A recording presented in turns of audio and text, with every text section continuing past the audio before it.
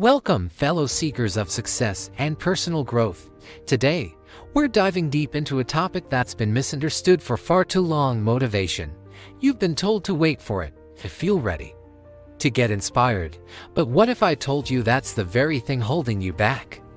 Chapter 1: A Myth of Motivation. Let's start with a powerful quote from Haden: "Motivation is not the spark that starts the fire, it's the result of the fire." This simple statement challenges everything we've been taught about motivation.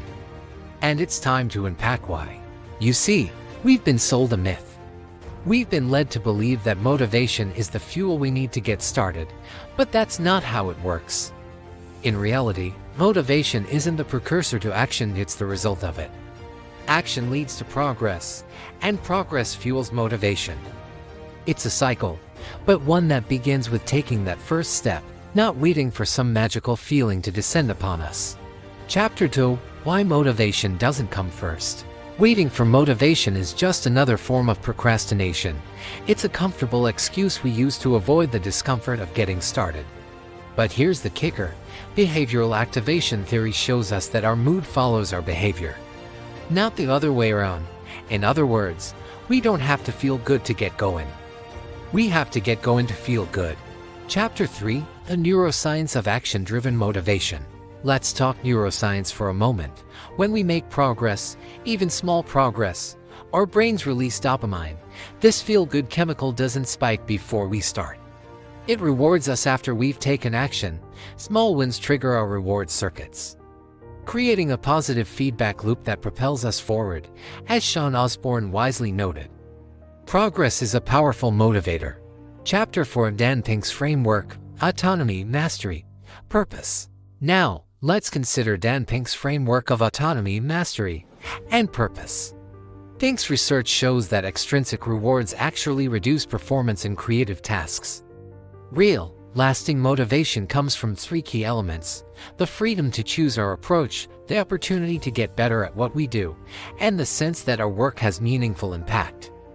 These intrinsic motivators are far more powerful than any external carrot or stick. Chapter 5: Haden, Motivation Follows Progress. Haden takes this concept further, urging us, don't wait to feel motivated. Do the work anyway.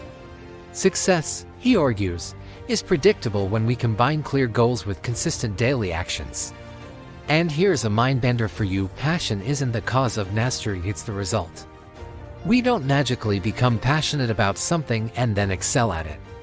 We excel at something through dedicated practice, and passion grows from that mastery. Chapter 6: Eilert Fishbach, Motivation is a Skill.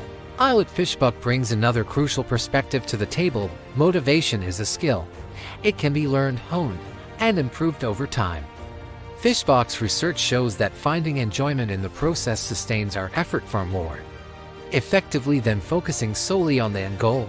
She also emphasizes the importance of anticipating temptations and planning strategies to overcome them.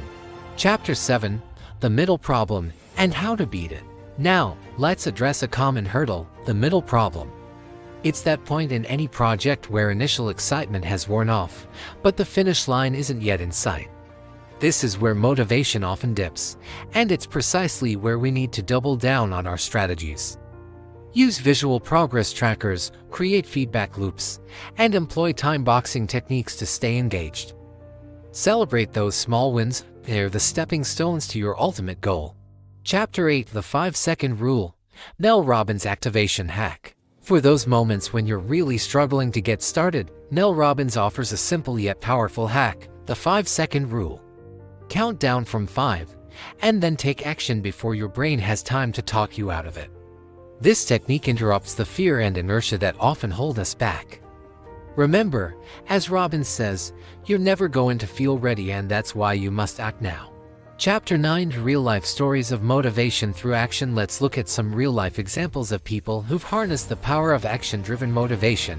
There's the writer, who committed to writing 500 words every single day. Regardless of how inspired they felt, within months, they had a completed manuscript.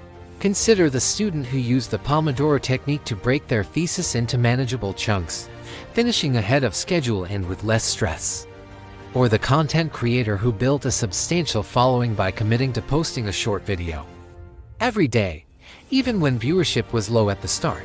These stories all share a common thread: consistent action, regardless of initial feelings, led to momentum and ultimately success. Chapter 10: How to build momentum without feeling inspired.